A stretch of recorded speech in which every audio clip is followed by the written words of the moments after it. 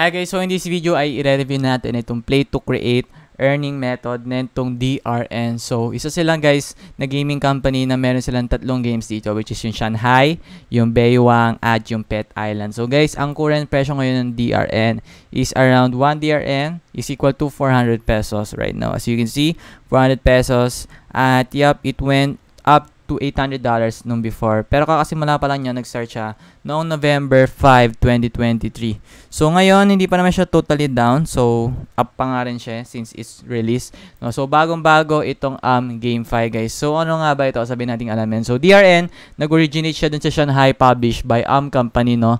So you can earn money by playing game at no cost. Okay, zero cost. Yun yung model nila, okay? So yung Shanghai guys, it does not also have any payment threshold. Tapos, pwede kayo makanalo ng DRN just by completing yung mga in-game tasks. For example, pag-kill sa mga boss, ganyan. So currently guys, yung DRN available siya sa EMXC or sa Dextrade, Bitmart, Coinstore.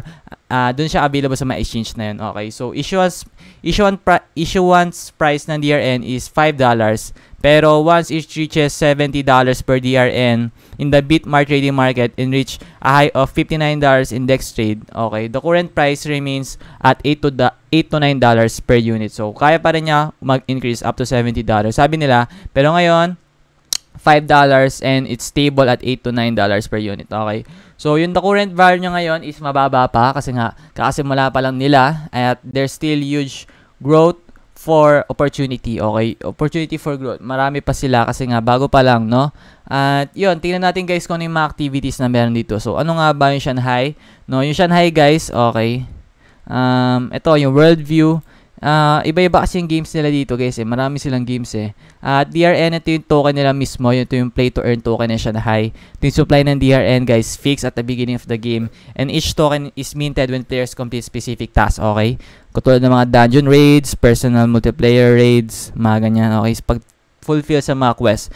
Tapos bukod dun sa DRN, meron silang iba't ibang token tulad na itong UTN, ng UMT, at itong NFT which is yung rare equipment. So sa mga equipment naman to mga in-game assets, okay, na merong real value. Tapos guys, yung token and NFT support wallet nila guys, ito, available sila sa BSC, Ethereum, Polygon, Arbitrum, at dito guys. Okay, yung game nila available na sa Play Store, sa App Store. At ito pa yung mga ibang wallets na support nila, MetaMask, okay? And ito naman yung mga trading platform na available sila. Tulad nga sinabi sa inyo, ayan, ito yung mga available na platform na available sila. Okay, tapos yan, marami silang iba't ibang token dito. Tapos ito yung company nila, which is, ayan, Company Limited. Yung pinakabagong company ngayon sa blockchain and encryption technology guys, gumagawa sila ng mga panibagong games, okay?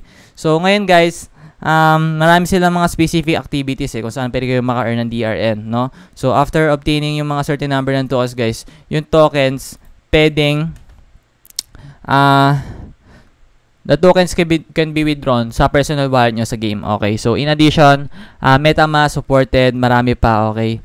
Yung Club, yun yung activity platform nila guys, kung saan yun yung sumusuporta sa company, no? So yung mga users kayo, pwede kayo rin mag-participate sa mining activities after nyo mag-register sa game, no? And you can obtain income guys by pledging DRN and betting on mining activities with different incomes, no? So iba't iba guys yung ano talaga nila guys, ang GameFi white paper. Ito yung game nila, ang angas guys ng mga game nila, 5-star yan sa Play Store. Okay, ito yung una which is yung Shanghai, pangalawa yung Baywang, at yung pangatlo is yung Pet Island which is parang Dragonville, parang ganun, Dragon City pala. Okay, so ito naman guys yung mga news nila. Tapos yung mga tokens, ito Embrace Infinity. Basta apat lang talaga yung pinaka-karaniwan token nila dyan, guys. Okay. So, sa club, ito yung company nila, guys. Ayan.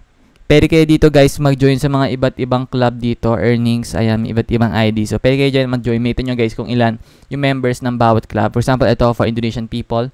Ayan, dahil active na rin ng mga Indonesian ngayon. Sa trading center, guys, ayan, pwede kayo mag-exchange dito sa MEXC ng kanilang token. Okay, sa NFT market naman, guys, pwede kayo bumili dito ng NFT nila. Okay, dito sa Mart Crypto. Coinstore, available sila. Dextrade, okay, available din yan. Sa blockchain nila, ayan, available sila dyan, guys, English. Tapos, guys, kung gusto nyo follow, ito yung Twitter nila. Okay?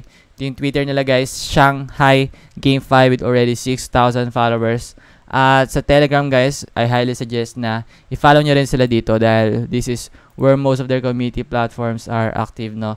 So, yun lamang guys. Maraming salamat sa panonood nyo. See you soon sa ating next video.